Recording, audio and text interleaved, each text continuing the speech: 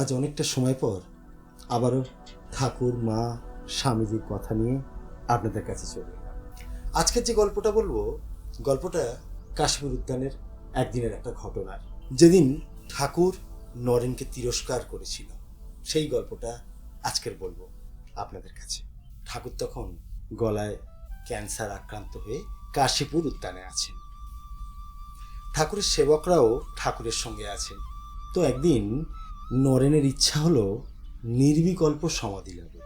নরেন শুনেছেন ঠাকুরের নির্বিকল্প সমাধি হয়, নরেন নিজের চোখে দেখেছেন। নরেন শুনেছেন নির্বিকল্প সমাধির কথা, কিন্তু তখনও পর্যন্ত নির্বিকল্প সমাধির যে স্বাদ, সেটা নরেন পাননি। তাই নরেন ঠিক করলেন ঠাকুরের আজকে ধরে বসবে, যে তাকে নির্বিকল্প সমাধি লাভের উপায় বলে দিতে হবে, একটা ব্যবস্থা করে দিতে হবে যাতে সে নির্বিকল্প সমাধি লাভ করতে পারে।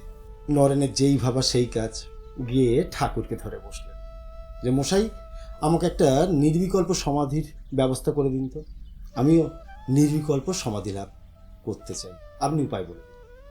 ঠাকুর শুনিয়া বলিলেন, আচ্ছা বেশ, আমি ভালো হয়ে যাই, তারপর না হয় তোর একটা ব্যবস্থা করে দেবো, তুই যা চাইবি আমি তো তাই দেবো, তখন আগে আমি ভালোটা হয়ে যাই।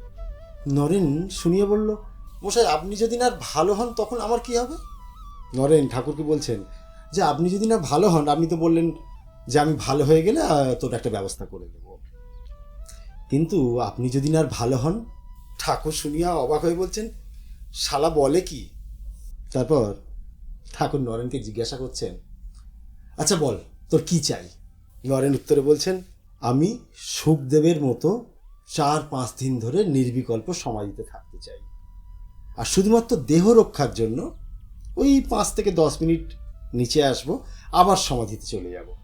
ঠাকুর শুনিয়া নরেনকে তিরস্কার করে উঠলেন, বললেন, ছি, তুই এত ছোট মন, কোথায় একটা বড় বট গাছ হবি, তোর তলায় লক্ষ লক্ষ মানুষ এসে আশ্রয় নেবে, আর তুই কি না কেবল নিজের মুক্তি চাইছিস নরেন?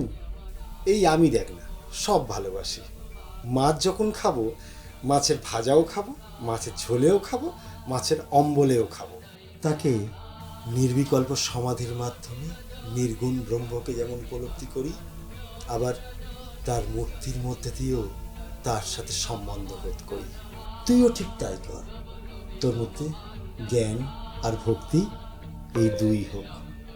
আজকের গল্পটা এই পর্যন্ত, আবার দেখা হবে দিব্যত্রয়ীর নতুন কোনো গল্প নিয়ে আপনাদের সাথে। ভালো থাকবেন সবাই। শ্রীরামকৃষ্ণ।